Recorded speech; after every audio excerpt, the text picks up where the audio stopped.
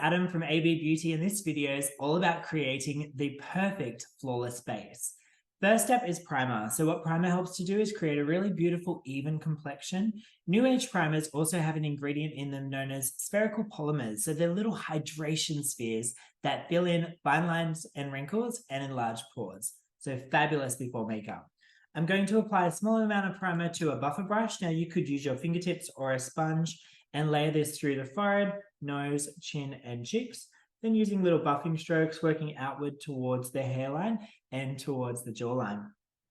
Also great to just pop a little bit over the eyelids. You could use a specific eyelid primer today, but I thought we'd keep our makeup to 16 steps.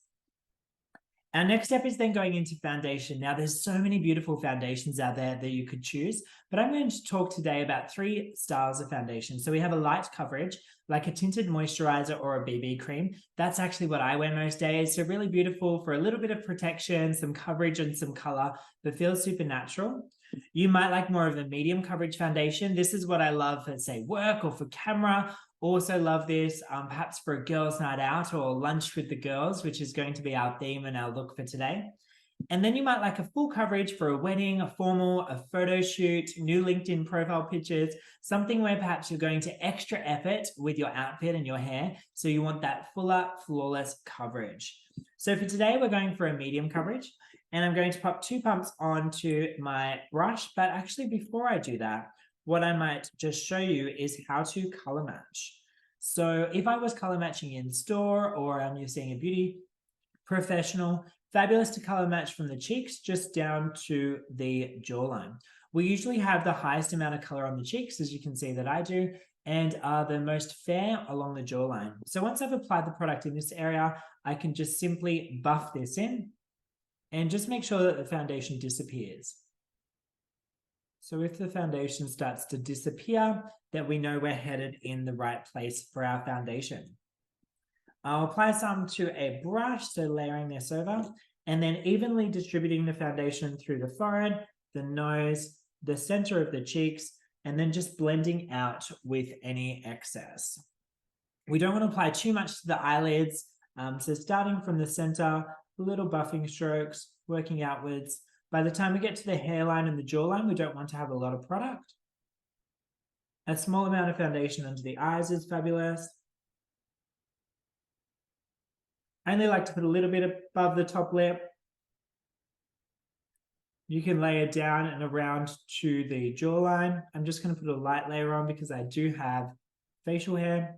Some onto the earlobes, fabulous to do because quite often our earlobes are a different color to the rest of our face. Up and behind the ears, just for that safety sweep. So imagine if you're out at lunch with the girls and the paparazzi are there, we don't want them to take a side angle photo of you and have a bad blend. So important to just make sure that we blended behind the ears. Then up through the forehead as well, softening into the hairline so we don't see the foundation sort of just finishing around the hairline.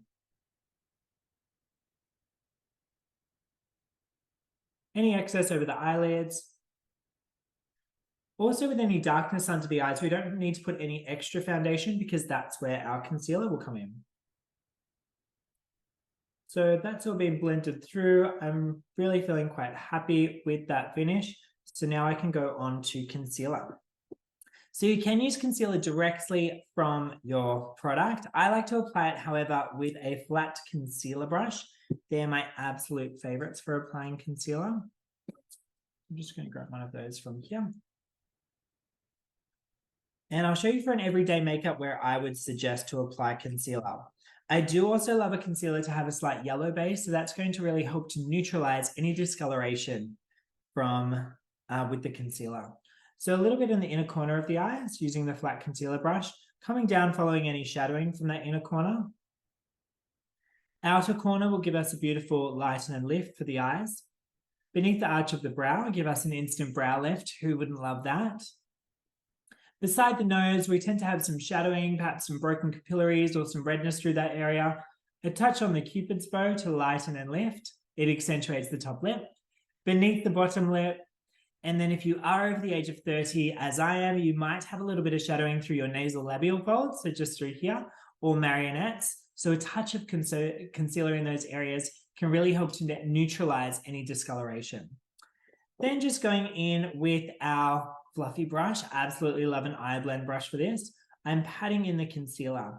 And I find that by patting this in, rather than rubbing the concealer, I'm getting more coverage from a minimal amount of product. If I was to use a firm brush and really brush the concealer, I would be moving it around the face. So just blending and layering this through. But concealer is one of my favorite techniques and steps to really brighten under the eyes and around the face. It gives you that fresh sort of look and feel. Beside the nose, blending through the top lip. And there we have our concealer.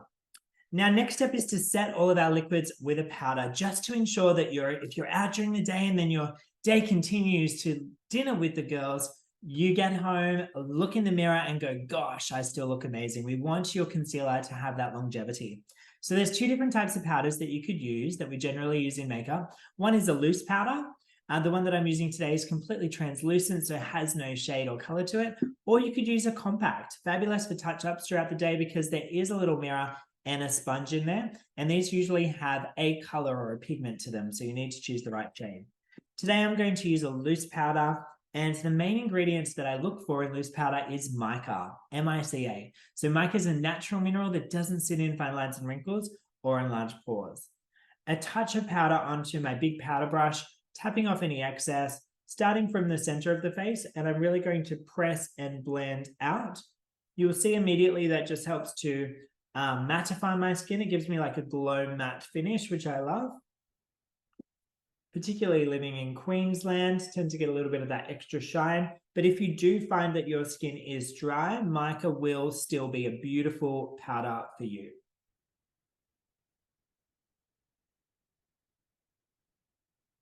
And there we have the base. So we've applied our foundation, we've gone in with our concealer, and now set with our powder. But first of all, starting with our primer.